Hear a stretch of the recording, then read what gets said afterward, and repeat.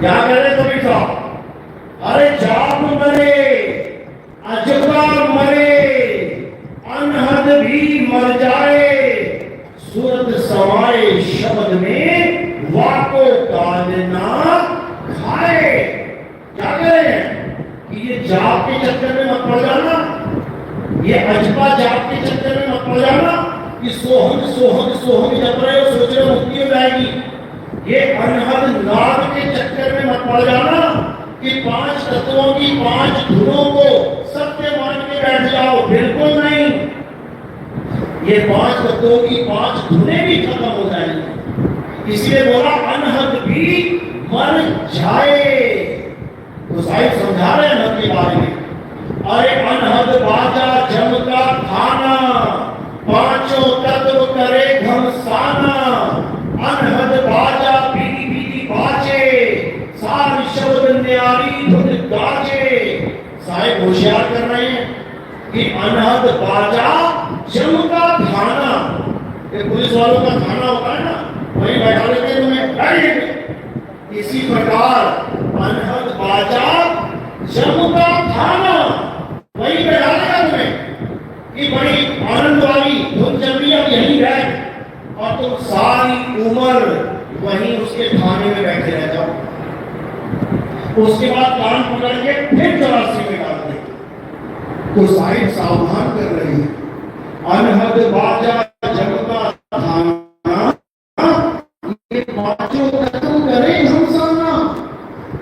ये 5 तत्व का खेल है, इन 5 तत्वों की 5 धुनें हैं, तत्व शांत होंगे, धुन भी शांत हो जाएगी। ये वो धुन नहीं है, ये वो सार शब्द नहीं है जिसका हम प्रचार करते हैं। कबीर साहब कह रहे हैं कि सार शब्द नहीं बाची हो, मानो एतबारा, अक्षर पुरुष पेड़ निरंजन वाकी डाला। कह रहे अगर सार शब्द है तभी बचोगे, मेरा यकीन करना। अगर तुम ये जंतर मंतर पकड़ के बैठ गए तो बड़े बड़े योगियों को ये काल खा गया। एक तो भी नहीं छोड़ा इसमें, सबके सब काल के मुंह में ही जाएंगे, क्योंकि 3 लोक का राजा यही काल भगवान है। अभी 2 मिनट में युद्ध शुरू कर देना, लाशों के ढेर लग जाएंगे। और ये कहीं आसमान में नहीं बैठा है, कहां बैठा है ये तुम्हारे अंदर बैठा है।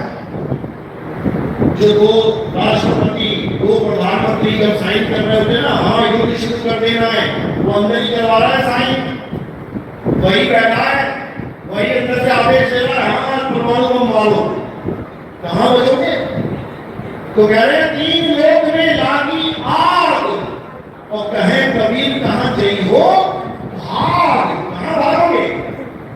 देश छोड़ के चले जाओगे किसी देश में, जब परमाणु बम गिरेंगे हर शहर के ऊपर गिरते, कहां बच जाओगे? जमीन के नीचे छुप जाओगे, कहां जाओगे? आसमान में उड़ोगे, कहां उड़ोगे? ये 3 लोक का भगवान मुंह में लेके बैठा है। कबीर साहब समझा रहे हैं, अरे 3 लोक एक जेल है। और ये बाबा लोग क्या कह रहे हैं? अरे 3 लोक तो परमात्मा ने तुम्हारे लिए बनाया है, ये तुम्हारा घर है परमात्मा। अच्छा, तो तुम क्यों ठेका लेके बैठे हो कि यहां से मुक्ति दिलवा दोगे? अरे मुझे मेरे परमात्मा के घर से मुक्ति दिलवाने आए हो तुम? इतना भी नहीं समझ पाते ये अज्ञानी जी। तो साहिब समझा रहे हैं, अरे 3 लोक एक जेल है। जैसे हमारा एक योद्धा अभिनंदन पाकिस्तान में पैराशूट से कूद गया था, अब उसको कहां ले गए? वो जेल में। अब कोई कहे अरे वो पाकिस्तान नहीं, वो हिंदुस्तान है, जेल ही हिंदुस्तान है, मान लोगे क्या? नहीं मान सकते। तो कह रहे 3 लोक एक जेल है, और पाप पुण्य 2 जाल, सारा जग भोजन बना और खाने वाला काल। तुम्हें नहीं पता ये काल भगवान क्या है? बड़े बड़े ऋषि, बड़े बड़े महर्षि, बड़े बड़े भगवानों को इसने घर में उल्टा लटका दिया। अभी नहीं समझ रहे हो तुम काल भगवान क्या है? बड़े बड़े भक्तों से उन्हीं के भगवानों को श्राप दिलवा दिया। अभी तुम नहीं समझ रहे हो ये काल भगवान क्या है, नारद मुनि के जैसों से 24 घंटे बोलते थे नारायण नारायण। जिस प्रभु का नाम 24 घंटे लेते थे उसी प्रभु को श्राप दिलवा दिया। गंगा जब जाके श्राप दे रहा, बताओ ये बात भगवान बहुत चाहते हैं, याद रखना। बड़े बड़े भक्तों को जो वैकुंठ लोक पहुंचे, सुदामा जैसे, उनको भी राक्षस बनवा दिया। कैसे बनवाया? राधा के अंदर बैठ के श्राप दे दिया। वो राधा ने श्राप दे दिया उसको, राधा ने श्राप दिया था क्या? किसने दिया? मन ने। बस इतना समझ लेना, नारद ने श्राप दिया था क्या? नारद तो श्राप दे ही नहीं सकता। किसने श्राप दिया? मन ने। यही मन का भगवान है। कबीर साहब समझा रहे हैं, साधो निरंजन जाल पसारा, स्वर्ग पताल अरे रचियो महिमंडल, ये 3 लोक विस्तारा। साधो निरंजन जाल पसारा। किसी निरंजन ने ऐसा जाल बुन दिया है, अब निकल नहीं सकता ये चीज। कैसे निकलेगा? जब सतगुरुबंदी छोड़ कबीर साहब के इस मूल ज्ञान को अपने जीवन में धारण कर लेगा, 100% निकलेगा। तो साहिब समझा रहे हैं, अरे बचना चाहो काल जाल से तो चीनो शब्द हमारा, और कहे कबीर अमर कर राखूं जो निज होए हमारा। कहते जो मेरा हो गया, मेरा हो गया मतलब हमारे बताए शब्द पे दृढ़ हो गया, उसका काल बाल बांका नहीं कर सकता। कहते सार शब्द आए यही विधि हाथा, तेरी काल नवावे माथा। कहते तेरे सिर की, तेरे आगे सिर झुका देगा और तुम्हें क्या करना है? उसके सिर के ऊपर चढ़ जाना है। ये रामबा जी वाला काल नहीं है कि आएगा भागा भागा तो ओम सोम करोगे और हो जाएगा काम। इससे कुछ नहीं होगा। समझ लो ये कौन सा काल है? ये वो काल है जिसके बारे में कबीर साहब समझाते हैं। अरे देव निरंजन सकल शरीरा और तामे ब्रह्म रहे कबीरा। ये वो वाला काल है। हर इंसान के पास अपना काल विराजमान है, सबके पास काल है, अपना अपना काल लेके घूम रहे हैं सारे। अब इसी काल के सिर पे क्या कर देना? अरे काल के सिर पे पांव दे, सतगुरु के उपदेश और साहिब वहां पकड़ के ले चले अपने देश। अब ये काल भगवान जो सारे संसार को अपने मुंह में रखता है, ये तुम्हारा बाल बाका नहीं कर सकता। याद रखना, ये तुम्हें मार नहीं सकता। क्यों? क्योंकि तुम शरीर हो ही नहीं। तुम क्या हो? तुम आत्मा हो। यही समझा रहे कबीर साहब कि शब्द हमारा तू शब्द का, अरे सुन जा सरक, जो चाहे निज रूप को शब्द ले परख। अगर अपने आप को जानना चाहता है कि तू आखिर है क्या, तो शब्द भेदी गुरु को ढूंढ। शब्द भेदी गुरु ही तुम्हें तुम्हारे स्वरूप का भेद बता सकता है। अन्यथा हर गुरु तुम्हें आदमी और औरत बना के रखेगा सारी उम्र, और खुद को भी आदमी मान लेगा। अपनी फोटो की अगरबत्तियां करवाएगा, अपनी फोटो की धूप करवाएगा, दिया जलवाएगा। क्यों? क्योंकि वो सोच रहा है ये उसका रूप है। क्यों? क्योंकि अपने रूप को जानता ही नहीं है, अपने आत्म स्वरूप को जानता ही नहीं है। इस हड्डी मांस खाल बाल को अपना रूप मान के उसकी पूजा करवा रहा है, अपना ही जन्म बर्बाद कर रहा है, और लाखों जेलों का भी। और कहां जाएगा? अभी कहां बैठा है? अभी अपने अपने आश्रमों में बैठा है, खा रहा है, पी रहा है, मजे कर रहा है। लाखों चेले, लाखों करोड़ों रुपया दे रहे हैं, कहीं जाने की जरूरत ही नहीं है। अजगर की तरफ पड़ा हुआ है, मजे कर रहा है। अब अजगर की तरह बड़ा हुआ है तो क्या बनेगा? अजगर ही बनेगा।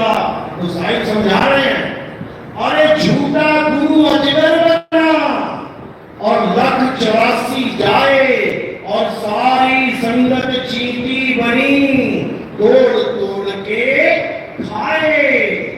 ये जो इंसान जन्म उसने बर्बाद किया है, इतना आसान नहीं है इसका हिसाब देना। अरे एक डॉक्टर गलत दवाई दे दे, इंजेक्शन रिएक्शन कर जाए, अरे तो उसे जान बचानी मुश्किल हो जाती है। यहां तो लाखों लोगों की जानें बर्बाद कर दी। ये जो एक मौका मिला था इंसान जन्म का, ये मौका बर्बाद करवा दिया। अब इसका हिसाब किताब होगा, याद रखना।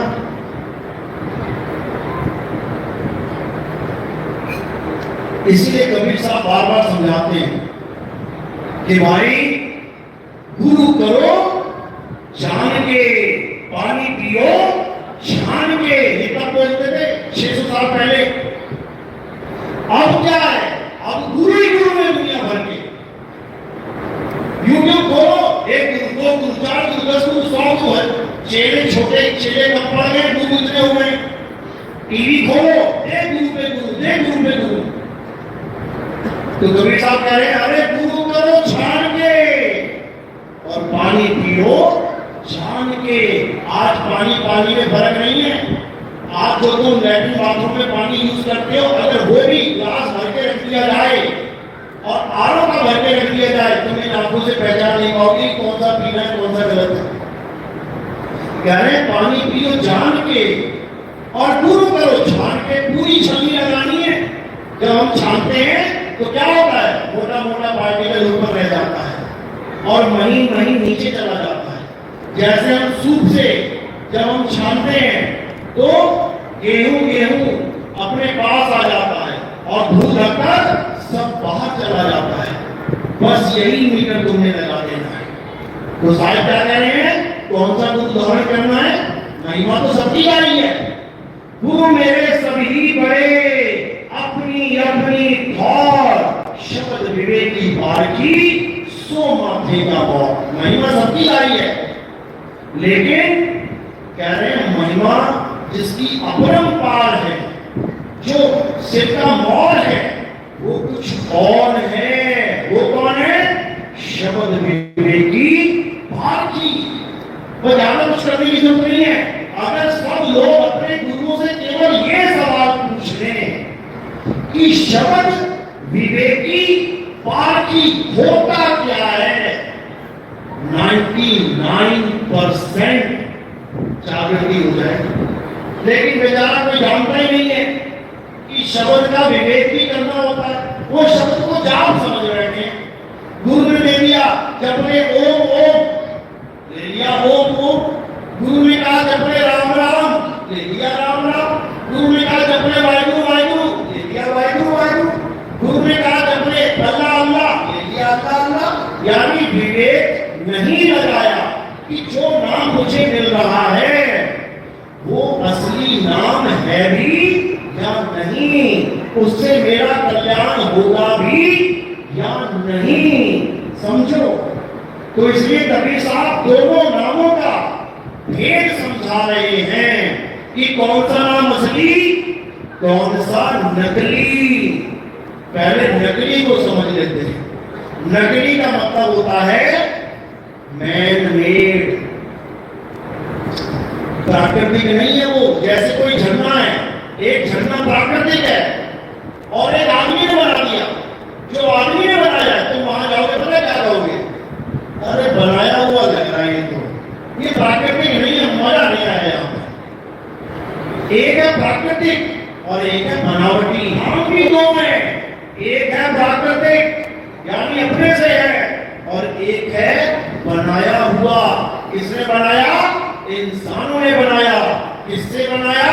अक्षरों से बनाया। समझो, अक्षर कैसे बने? जीव से बनाए, होठ से बनाए, कंठ से बनाए। तो कबीर साहब समझा रहे हैं कि बावली अक्षर जीव आधारा, आदि अक्षर जीव्या से न्यारा। दोनों का विवेक कर लो। शब्द विवेकी पार्टी यही विवेक देता है, एक मैन मेड नाम और एक परमात्मा का स्वयं से सिद्ध नाम। तो क्या कह रहे हैं, पावन पत्थर जीव आधारा। आज अगर जीव काट दी जाए सबकी तो सारे नाम खत्म। कौन बोलेगा नाम?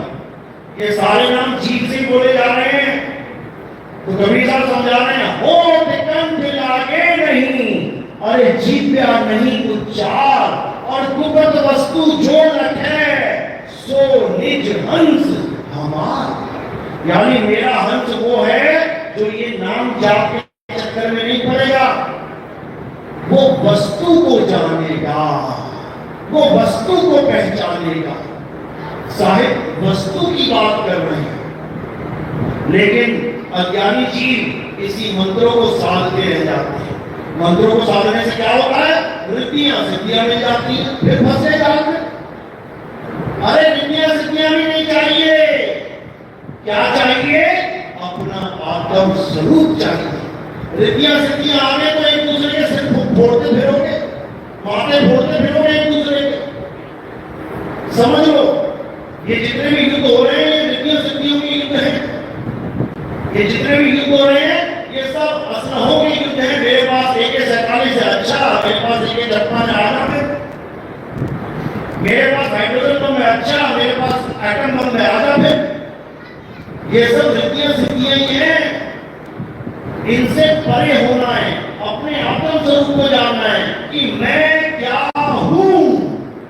जिस दिन तुम्हें ये समझ में आ गया कि मैं क्या हूं, उस दिन तुम्हें समझ में आ जाएगा कि वो क्या है। क्योंकि जो तू सो हम, इसी को सिखों ने यहोवा बोला है, ईसाइयों ने, यहूदियों ने। इसी को मुसलमानों ने अनल हक बोला है। इसी को हिंदुओं ने अहम ब्रह्मस्मि बोला है। इसी को सब संतों ने अपना सत्य स्वरूप बोला है। इसी को ईसा मसीह ने I and my father are one बोला है। इसी को साईं बाबा ने जब उनका इंटरव्यू लिया गया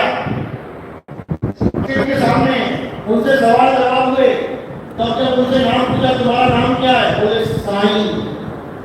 जैसे तुम्हारे पिता का नाम क्या है, बोले साईं। वो हैरान हो गए कि जो बाप का नाम वही बेटे का नाम, ऐसा कैसे हो सकता है। वो समझ ही ना पाए कि वो बात किसकी चल रही है। अरे सत्य स्वरूपी नाम साहिब का, सो निज नाम हमारा। जो परमात्मा का नाम है वही मेरा नाम है। तो परमात्मा का क्या नाम है, परमात्मा का नाम सत्य नाम है। और मेरा नाम भी सत्य नाम है। इसीलिए कहते हैं सतगुरु सोई सतनाम बतावे, बाकी गुरु कोई काम ना आवे। सतगुरु वो है जो तुम्हें तुम्हारा नाम दे दे, किसी और का भावना से नाम ना जपो आए। तो कह रहे तो ही मोही तो ही अंतर कैसा। ये अंतर को ही खत्म करना है। जिस गुरु ने अंतर छोड़ दिया तो समझ लो कि शब्द निरंतर मिलने वाला नहीं है। और जिस गुरु ने अंतर ही खत्म कर दिया, समझ लो अब वो दोबारा 84 में जन्म मरण में आने वाला नहीं है। तो नानक साहब क्या कह रहे हैं, आत्मा परात्मा एको करे, अंतर की दुविधा अंतर मरे। गुरु ऐसा मिल जाए जो सारे अंतर ही खत्म कर डाले, तब समझना कल्याण होगा। नहीं तो आना जाना कभी खत्म होने वाला नहीं। तो आज वो समय आ गया है जिसके लिए बड़े बड़े संतों ने, बड़े बड़े महात्माओं ने, हर धर्म की किताबों ने संकेत दिया था कि ये आएगा जब चारों तरफ त्राहिमाम हो रहा होगा, जब चारों तरफ इतना झगड़ा, इतने युद्ध, इतने भूकंप, इतनी मारकाट, इतनी बीमारियां फैल रही होंगी, तब एक ऐसा ज्ञान उदय होगा। और कहां होगा? अमेरिका में, जर्मनी में, जापान में, कहां होगा? भारत में ऐसा ज्ञान उदय होगा कि सारा संसार उस ज्ञान के आगे नतमस्तक हो जाएगा। ये हर ग्रंथ में बोला गया है, मुसलमानों के ग्रंथ में, हदीसों में इसका जिक्र है। क्या बोला गया कि मोहम्मद साहब जब मक्का मदीना की सरजमीन पे खड़े होते थे, वहां खड़े होकर भारत की यानी हिंदुस्तान की तरफ, मशरक यानी पूरब दिशा की तरफ खड़े होकर निहारते रहते थे। और जब कोई उनसे पूछता था कि साहेब आप पूरब दिशा की तरफ देखते रहते हो, आखिर ऐसा क्या है वहां पे? तब वो क्या कहते थे कि मुझे पूरब दिशा से एक खुशबू आती है, अमन की खुशबू आती है, चैन की खुशबू आती है, प्रेम की खुशबू आती है। हो ना हो गजवाए हिंद वहीं से शुरू होगा। ये गजवाए हिंद क्या है? लोग नफरत करते हैं गजवाए हिंद सुनने से। हिंदू कहते हैं ये पूरा हिंदुस्तान मुसलमान बना देंगे, ये लोग गजवाए हिंद करके। अरे तुम्हें गजवाए हिंद का मतलब ही नहीं पता, और तो मुसलमान ये सोचते हैं कि गजवाए हिंद का मतलब है कि हिंदुस्तान को इस्लामिक स्टेट बना देंगे। ये भी उनका भ्रम है। जो सच्चा मुसलमान है, जो ज्ञानी मुसलमान है, वो अच्छे से जानता है हदीस में क्या लिखा है। उसमें ये लिखा है कि कलयुग में सतयुग लाने वाला हिंदुस्तान नहीं आएगा। यही बाइबल में लिखा है कि इस बार ईसा मसीह पश्चिम में नहीं आएंगे, इस बार कहां आएंगे? पूरब से पश्चिम की तरफ आएंगे। और वो कौन होंगे? बिल्कुल क्लियर लफ्जों में लिखा हुआ है, जिसको हम कहते हैं न्यायाधीश। जज लिखा है वहां पे कि वो जज बन के आएंगे, न्यायाधीश बन के आएंगे। न्यायाधीश क्या करता है? सत्य और असत्य का फैसला करता है। यही कबीर सागर ने बोला कि एक समय ऐसा आएगा धर्मदास, जब इस दुनिया में काल के 12 पंथ चल रहे होंगे, जीवों को बचने का रास्ता नहीं मिल रहा होगा, तब हम स्वयं चल के आएंगे और इस काल के 12 पंथों को, सभी दुनिया के पंथों को एक कर देंगे। ये पहले से लिखा जा चुका है 600 साल पहले। तो साहिब ने समझाया 12 पंथ काल फुरमाना, भूले जीव न जाए ठिकाना, 13वें पंथ हम ही चले आए, सब पंथ वेट के एक पंथ चला। कहते हैं ऐसा जीव ज्ञान देंगे कि सारे पंथ जितने भी विवेकी हंस हैं अपने आप इस झंडे के नीचे आगे चले जाएंगे। किसी को बुलाने की जरूरत नहीं पड़ेगी। जो इस ज्ञान को सुनता चला जाएगा, ये ज्ञान उसके हृदय में उतरता चला जाएगा और जन्मों जन्मों से वो जिस चीज को ढूंढ रहा है वो समझ जाएगा कि यही है जिसे मैं आज तक ढूंढता रहा। यही दूसरा साल में लिखा है कि 78 जान 97 और भी उसी मर्द का चेला। हिंदुस्तान में लिखा है वहां पे कि हिंदुस्तान में एक मर्द का चेला, मर्द का चेला मतलब मर्द यानी परमपिता परमात्मा शब्द गुरु, और उसका चेला सुरता, नौतम सुरता की बात चल रही है कि एक ऐसा मर्द का चेला आएगा जो सबको मर्द से ही जोड़ देगा, शब्द गुरु का ज्ञान देगा। देही का ज्ञान नहीं देगा। बाबा नानक कह रहे हैं अपनी वाणी में, शब्द गुरु सूरत धुन चेला, यानी हर सूरत को वो उसके गुरु से जोड़ देगा, उसको मर्द का चेला बोला जाता है। यहूदियों के ग्रंथ में ये लिखा गया कि इलियास, जिसने हमें ये बताया कि वो परमात्मा क्या है, उसका नाम रखा गया यहोवा, यानी मैं वो हूं जो मैं हूं। यहोवा का मतलब क्या है? यहोवा, मैं वो हूं जो मैं हूं, यानी मेरा ज्ञान केवल वही बता सकता है जो जानता है कि मैं क्या हूं। किसी को भी पकड़ के नहीं ले आएगा ये यहोवा है, वो उस ज्ञान को जानता है कि यहोवा है क्या। यही इलियास कहते दोबारा आएंगे और इस पूरे संसार को यहोवा का ज्ञान देंगे। यही महात्मा बुद्ध के ग्रंथ में लिखा गया कि एक महात्मा बुद्ध तो मैं हूं, मेरे जाने के हजारों साल बाद एक और बुद्धा आएगा। क्या नाम है उसका? मैत्रेय बुद्धा।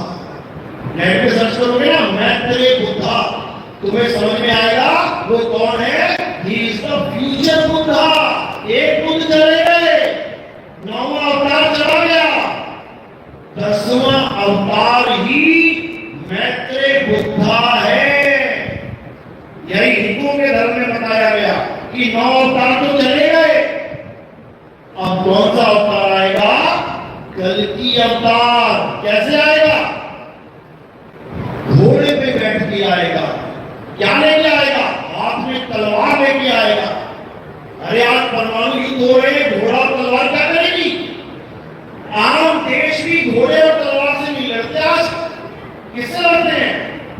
टैंक से या AK-47 से या परमाणु बम से। ये घोड़े, ये तलवार, ये पुरानी बातें हो गई। तो कल्कि अवतार कौन सा घोड़ा, कौन सी तलवार लेके आएगा भाई? बुद्धि के घोड़े और विवेक की तलवार लेके आएंगे कल्कि अवतार। अच्छे से समझ लो, इसी का जिक्र हर ग्रंथ में बोला गया। बाबा जय गुरुदेव ने क्या बोला कि अभी तो जो मैं पंथ चला रहा हूं ये तो छोटा सा पंथ है, अभी तुम्हें पता भी नहीं होगा कि आगे पंथ कहते किसे हैं। जब वो आएगा जिसका एक नाम, एक भाषा, एक झंडा होगा, तब तुम जान पाओगे पंथ कहते किसे हैं, प्रचार कहते किसे हैं। क्या बाबा जय गुरुदेव एक नाम देते थे? कितने नाम देते थे? 5। कौन कौन जय गुरुदेव वाले हाथ खड़ा करो। एक नाम देते थे, 5। और किसकी महिमा गाने गए? उसका एक नाम होगा, एक भाई, एक झंडा होगा, उसकी महिमा गाने गए। बाबा जय गुरुदेव को जो नाम प्राप्त हुए थे 5 गुने, कहां से आती थी? कान बंद करके अंदर से आती थी। लेकिन उन्होंने 1980 में अपनी पत्रिका में, अपने सत्संगों में क्या बोला कि आने वाला महात्मा जिसे ऊपर से आवाज आएगी वो फिर उसको बताएंगे, अंदर वाली आवाज को नहीं। वो फिर उसको बताएंगे, फिर तुम्हारा बेड़ा पार उसी नाम से होगा। इन 5 नामों से, बाबा जय गुरुदेव नाम से नहीं। इतना स्पष्ट बोलने वाला संत मैंने अपने जीवन में नहीं देखा। जो अपने जाने से पहले ये तक बोल गए कि कोई भी गुरु मेरे पंथ में इस गद्दी पे नहीं बैठेगा। एक भी चेले का नाम नहीं बोल के गए कि ये लाखों करोड़ों की संगत कौन संभालेगा। क्या किसी का नाम बोला उन्होंने? आप खड़े जरूरत वाले किसी का नाम बोला नहीं। लेकिन आज ये सारे उसी माल खजाने के पीछे गुरु बन के बैठे हैं। अगर बाबा जयदेव ये खजाना छोड़ के ना जाते, केवल एक झोपड़ी में रह के चले जाते, कोई बैठा नहीं में जाते, लेकिन लाखों करोड़ों का बड़ा आश्रम छोड़ गए, अरबों खरबों की जमीनें छोड़ गए, सब चाहते हैं गुरु गद्दी पे बैठ जाएं। लेकिन 1980 में उन्होंने साफ कह दिया था कि मेरे बाद कोई भी चेला गुरु बनने का काम यानी गलती ना करे। ये लिखा हुआ है, क्यों ना करे? क्योंकि अगर मेरी गलती में कोई बैठ गया तो वो पक्का उसका विरोध करेगा जो आने वाले हैं। वो माया के वशाली उसका विरोध करेगा और फिर लाखों करोड़ों का इंसानों का बेड़ा गर्क हो जाएगा। क्योंकि अब परम से मुक्ति नहीं होगी, वो खेल खत्म हो गया है। अब आगे की पढ़ाई शुरू हो रही है, अब आगे का ज्ञान मिलने जा रहा है, और उसको 5 नाम का ज्ञान नहीं, उसको आख्यान कहते हैं। जल में नींद प्यासी मोहे देखत आवे हासी, आत्म ज्ञान बिना नर भटके, कभी काबा कभी काशी। समझ लो। तो क्या करना है? अब कोई नाम जाप, अब कोई पत्थर पूजा, अब कोई मंत्र जंतर तंत्र, अब कोई परिक्रमा, अब कोई नदी नालों में स्नान नहीं करना है। नहाने के लिए कर सकते हो, मैल छुड़ानी है, नदी में नहा लिए कोई बात नहीं, लेकिन तो मैल छुड़ाने के साथ पाप कर्म भी छूट जाएंगे, वो न छूटते। और जो तुम्हें भरवा रहे हैं कि 400 कोस दूर से तुम गंगा गंगा गंगा कहते हुए आओगे, तुम्हारे सारे बादशाह कर दो, किसी का कत्ल कर दो, कहीं डॉक्टर आ दो, और फिर गंगा गंगा गंगा कहते हुए आ जाना बनारस तक, हरिद्वार तक, काशी तक, आप खत्म हो जाएंगे, कर जाएंगे बाप, जेल जाना पड़ेगा। कोई तुम्हारे पाप कर्म नहीं काट सकता। अरे गंगा को खुद श्राप लगा है, तब कोई झुकी जा रही है, इतिहास पढ़ के देखो, श्रापित है तभी धरती पे आना पड़ा। जो भी भगवान धरती पे आया है श्राप खा के आया है। विष्णु जी को आना पड़ा श्राप खा के, अरे राम जी को आना पड़ा श्राप खा के, कृष्ण जी को आना पड़ा श्राप खा के, सुदामा को आना पड़ा श्राप खा के, राधा को आना पड़ा श्राप खा के, सीता माता को आना पड़ा श्राप खा के। ये दुनिया है ही श्रापित लोगों के लिए है, समझ लो। कैसे श्राप दिए जाते थे? बैकुंठ में बैठे हुए थोड़ा सा मन बुरा हुआ, मैं तुझे श्राप देता हूं, पीला मृत्यु रोग में जाके जन्म ले। बता, ये लोगों के लिए है, ये कोई बहुत बढ़िया चीज नहीं है कि यहाँ पे भगवान जी प्रकट हो रहे हैं, श्रापित है वो लोग, समझो। लेकिन परमात्मा की दया हो जाए तो इस श्रापित भूमि पर भी तुम्हें मुक्ति मिलेगी, 101% मिलेगी।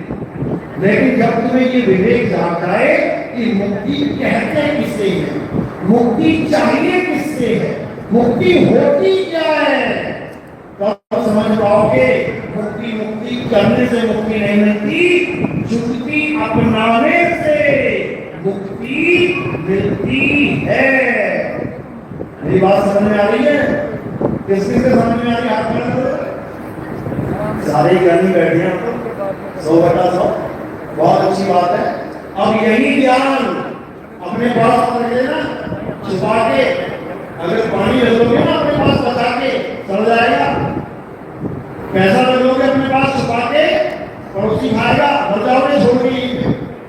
इस ज्ञान को छुपा के नहीं रखना है, अब इस ज्ञान को उजागर करने का समय आया है। कहते हैं मूल ज्ञान तब लग छुपाई जब लग द्वादश बंधना मिट जाएगी। अब द्वादश बंध मिट चुका है, अब इस ज्ञान में है 12 पंथ प्रकट होए उजियारा, 13वें पंथ मिटे सकल अंधियारा। अब एक नितिन दास नहीं है, कौन कौन नितिन दास हाथ खड़ा करो, बस यही देखना चाहता था मैं। अब एक एक गली में नितिन दास बोलेगा और बोलेगा कि सामने वाला धराशायी हो जाएगा। बस तुम सत्य की डोर पकड़ के रखना, अगर छोड़ दी तो तुम्हारा भी वही हाल हो जाएगा जो बाकियों का होता है। तो इसलिए अब कुछ नहीं करना है, अब अपने सत्य स्वरूप में आना है और घर घर डंका बजाना है। चलो, तो आज का सत्संग यही समाप्त करते हैं, क्योंकि आगे भी जाना है कई लोगों ने। तो अब आरती का समय है, आरती करेंगे। आरती के बाद नाम दीक्षा होगी, नाम दीक्षा वाले बैठेंगे और बाकी सब आरती करके भोजन भंडारे के लिए जाएंगे, प्रसाद के लिए जाएंगे। आरती के बाद केवल वही बैठेंगे जो नाम दीक्षा लेने आए हैं। प्रथम दीक्षा कौन लेने आया, हाथ खड़ा करो। प्रथम दीक्षा आप नीचे कर दो। दूसरी दीक्षा कौन लेने आया है? चलो, अच्छी बात है।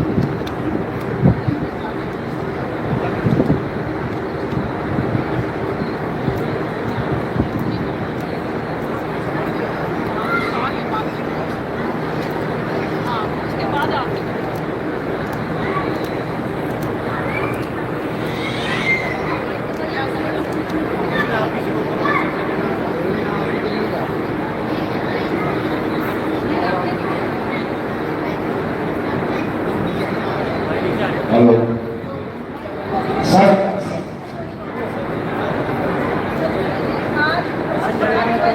आज कविता जी का प्रकट दिवस है। क्या दर्शकों से कहेंगे किस तरह से आज का दिन आपने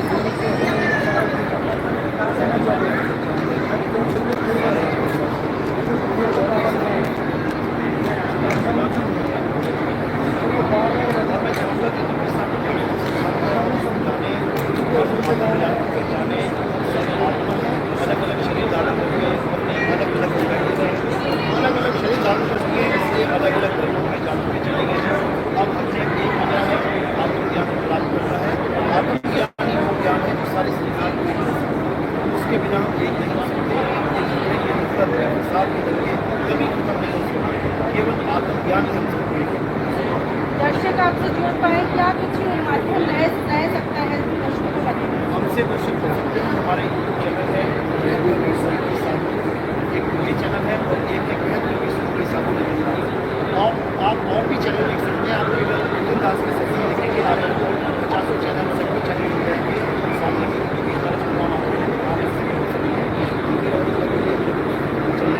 साहेब जी, गाजियाबाद में आपके लगातार कार्यक्रम हो रहे हैं। दिल्ली में कब और किस तरह से आने वाले अपने प्रोग्राम? दिल्ली में भी हमारे प्रोग्राम करेंगे, क्योंकि गाजियाबाद हमारा बहुत बढ़िया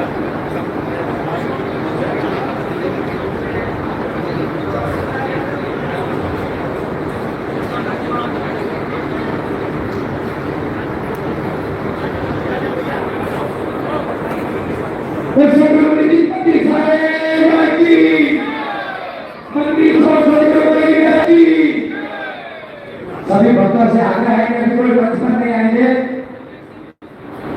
अभी सर्वप्रथम शरद पूर्णिमा का कार्यक्रम शुरू होने जा रहा है और सूर्या देवी जी से आग्रह है कि वो शरद पूर्णिमा का कार्यक्रम प्रारंभ करें।